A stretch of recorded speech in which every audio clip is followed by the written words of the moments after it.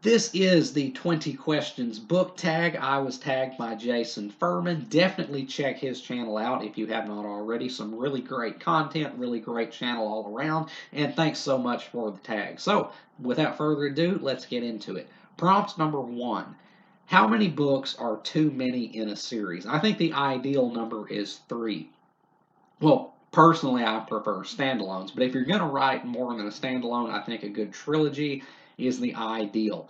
If you write more than that, though, I think 5 would be the absolute limit. I don't think a series should probably go beyond 5 books. Definitely do not write a Wheel of Time with 14 800-page novels. There is no excuse for that whatsoever. I know with film, the trilogy rule really does stand pretty firm, like Star Wars, Indiana Jones, Pirates of the Caribbean. If you get a good solid trilogy of films, you definitely don't want to mess with it and tempt fate a fourth time. And I think something similar holds true with books. I think a good trilogy 3 is ideal, but no more than 5. So prompts number 2.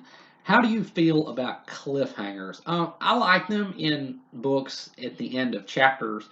If you're reading like a thriller novel, because they can really propel you forward, really keep you hooked, and keep you turning pages. I don't like them so much at the end of books, though.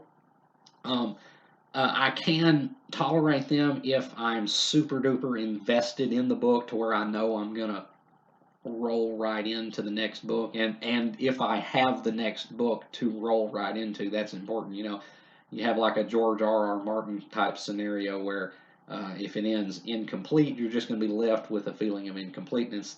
So I like cliffhangers in the books, and under certain circumstances, I can tolerate them at the end of books as well. Prompts number 3. Paperbacks or hardcovers? Paperbacks, all the way. I do not like hardcovers. They're not malleable. You can't hold them really as well or with as many varieties of grips as you can with a paperback. And you got to deal with that pesky dust jacket. And I'm just a paperback man all the way. Mass market paperback, ideally, though. So prompts number 4. What is your favorite book? So if you have followed this channel at all, you probably know what that's going to be. And it is Frankenstein by Mary Shelley. My favorite book ever, probably always will be. And this edition right here is one of my most cherished possessions because this is the edition that I've had since all the way back in high school when I read this book, and it changed my world. Because this book really did change my life. It showed me what books could be, what literature could do, what the actual art of literature was. This book is ever since, it has been the pinnacle of all human literary accomplishment for me. Look at that spine right there. Look at that cracked, creased spine. This is a well-read and well-loved book. So, Frankenstein is my favorite book, probably always will be. Prompt number 5. What is your least favorite book? And again, if you have followed this channel, you probably already know what that's going to be. I had to dig this out of my closet because I hate this book so much I don't even give it space on my shelf.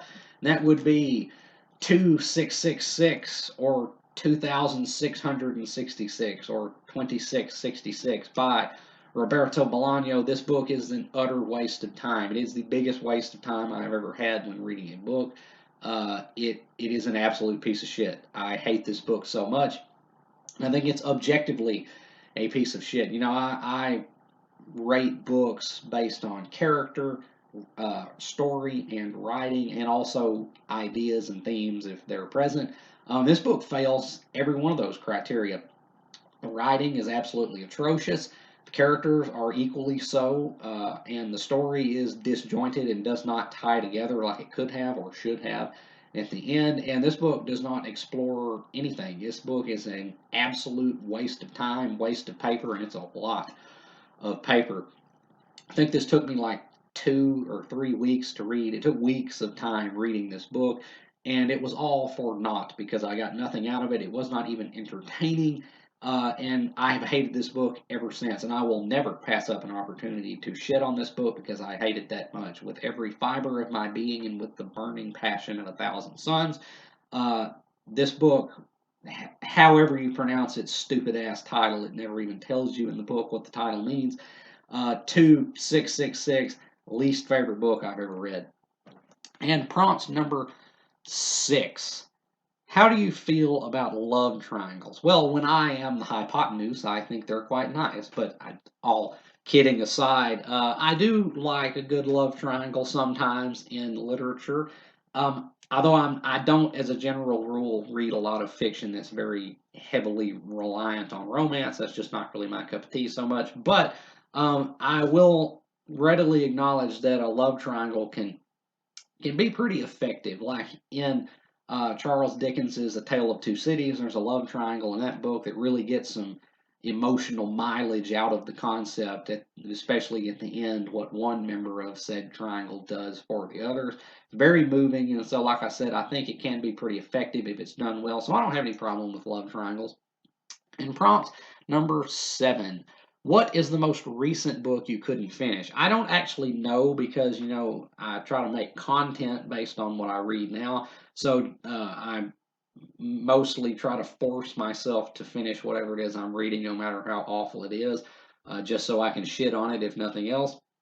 So I don't actually know precisely what the last book I DNF'd was, but this one may be it, and that would be Riders of the Purple Sage by Zane Grey. This book is so corny, so stupid. It was insufferable to read it. This was every bad cliche of the Western genre all crammed into one. And maybe it's erroneous to even call this book cliche because this is the book that created the cliches, but that doesn't change the fact that you have seen everything in this book umpteen times before you reach it and done better because this book is, again, corny as hell. I think Louis L'Amour was a much better Western writer because his prose complemented the stories. Like his prose was drier, much more direct and kind of just concise.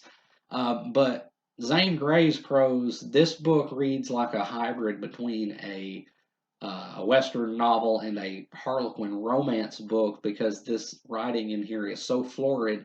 It might as well be called Riders of the Purple Prose because Zane Grey's writing was ridiculous and this book is ridiculous. It's so stupid and silly. Characters are so stock and it's just so cheesy that I just DNF this after about 20 pages. Why the Modern Library of America or whatever it is includes this as like a reprint in one of their books is beyond me because this book is utterly worthless. But yeah, so I think this may be the last book that I DNF'd, possibly. And prompt number 8. What is the book you're currently reading? Well, I'm actually not. I'm in between books right now, so rather I will just show the book that I most recently finished, and that would be this book right here, City at the End of Time by Greg Bear. Very hard science fiction novel. I actually just finished reading this earlier today, so yeah, I'll use this to answer that question. The book that I most recently finished reading is City at the End of Time by Greg Bear. And prompt number 9. What is the last book you recommended? So, I like to end my reviews of books by saying whether or not I could recommend them. And the most recent book that I read that I said I could recommend would be this book, Alamuts by Vladimir Bartol, philosophical historical novel about some very ancient Middle Eastern history that has a great degree of pertinence to the world of today. Well written, good characters, very thoughtful. I definitely could recommend this. This was also the inspiration for the Assassin's Creed video game, so I could definitely recommend picking this book up, Alamut. And prompts number 10. What is the oldest book you've read? That would be this book right here, The Epic of Gilgamesh. This is not only the oldest book I have ever read, this is the oldest book anyone has ever read. This may not be the oldest story in the world, but it is certainly a contender, and it is basically the foundation of all literature today. And this right here, in case you can't see it, is a Penguin Epics edition of the Epic of Gilgamesh, and as you can see, it is not but a pamphlet. But this thing right here cost $12 freaking for this. Penguin Books. That is why I hate you. Your books are so overpriced. This is flat out ridiculous. You ought to be ashamed. Anyway, enough shitting on Penguin Books. Prompts number 11. What is the newest book you've read? That would be this, Stella Maris by Cormac McCarthy. This was published in December of last year, 2022. And this was a very long anticipated read for me. Bittersweet because this is probably the last thing he'll ever write, but a fitting capstone to a great career. So yeah, the newest book I've read would be Stella Maris by Cormac McCarthy. Now, prompt number 12. Who is your favorite author? That would be Cormac McCarthy. Yes, Cormac McCarthy is my favorite author, if you didn't know. I love his books. His books just hit differently, don't they? He has a writing style that's just so unique, in which I have striven to emulate in my paltry attempts at writing myself. And I love the themes of his books. They keep me pondering for a long time. They're very deep, but they're also very entertaining. I just love his work. I think he is the greatest living writer right now, and it's going to be a sad day when he goes. So Cormac McCarthy would be my favorite author. And prompt number 13, buying or borrowing books. I prefer to buy. I used to visit the library quite a bit, especially in school. But nowadays, I like to say that I have sole rights to the books that I read, that nobody else will be breathing down my neck, needing a turn, and that I won't have, the potential for penalties and fines if I don't read it by a certain date. So I prefer to buy. So prompts number 14. What book do you hate that everyone loves? Yeah, again, if you follow this channel, you're probably going to know that's going to be Frank Herbert's Dune. I read this knowing that this is considered like the quintessential science fiction novel, and I was thoroughly disappointed. I found this book, the writing of it, to be mediocre. I found it much more intellectually shallow than so many people make it out to be. The characters are flat out awful. I just don't think Frank Herbert was that talented in this book. This book is what this book is solely because of the time period. It's basically just grandfathered in, because I think if you tried to publish this today, it would not fly. I get why people like this. I do. It has a certain atmosphere to it, a certain aura about it, and the world building is commendable. But I think if you look at it impartially, it's much weaker than most people make it out to be. So Dune, never been able to like that book. So prompts number 15. Bookmarks or dog ears? I don't use either. I don't like bookmarks. Bookmarks, that's a good way to destroy the binding of a book. If you take the bookmark and like shove it all the way back into the glue where the pages meet, yeah, that's a good way to get that split in the book, where you open it and some pages just won't open, you know what I'm talking about. Good way to destroy the binding of a book if you shove the bookmark all the way back into the binding. But I also don't dog ear. Usually I just remember the page number that I'm on and come back to it later. Although I will dog ear if I have a book that has a lot of information in it that I need to come back to for content purposes, like my copy down here of Moby Dick has oodles of dog-eared pages, but generally I don't do either. So prompt number 16. What books can you always reread? Frankenstein, any Cormac McCarthy book.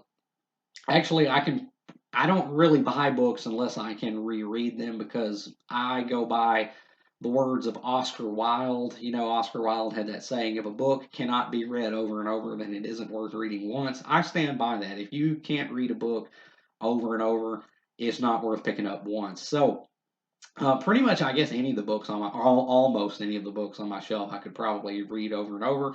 But Frankenstein, Off the Top of the Dome, and Cormac McCarthy's books.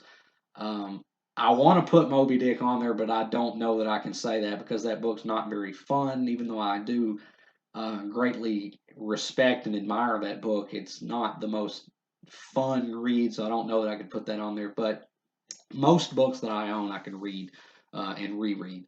So prompt number 17. Can you read while listening to music? No, not really. I used to be able to tune out everything when I was reading. I used to be really good at just getting in the zone, and just tuning out everything, be it television, traffic sounds, or other people talking or music. Can't do that now. I need to have relative silence now to read, so can't read to music. Prompts number 18. One POV or multiple POVs? I think I'm going to go with one. It takes a greater degree of skill, definitely, to pull off multiple POVs in a book, or to pull it off well, at least. But I think I'm going to go with one because uh, it allows you to know one character more intimately than is the general rule if you have multiple POVs, because the author is going to be jumping around a lot and you're not going to be spending a great deal of time with any one character unless it's a pretty even split. But I'm going to go with one POV. I like books that kind of restrict it to one outlook on the events of the story. So, prompts number 19. Can you read in one sitting or over multiple days? Well, that's entirely dependent on the book, I guess. But generally, I read over multiple days because I don't have that much time during each given work week day to read. But on the weekends, I can get some serious reading done. But um, in general, I read over multiple days unless it's a relatively brief book. And prompts number 20. Who do you tag? I'm going to tag Stella. It's too late to apologize. She's tagged me for a couple things, so I'm going to return the favor. I'll tag her. I don't think she's done this tag yet. And I'll tag Noah. At Everyone Who Reads It Must Converse. I'll tag them. And as always, if you have enjoyed anything you've seen or heard here today, remember to hit that like button and subscribe. I would really appreciate it. And until next time, peace.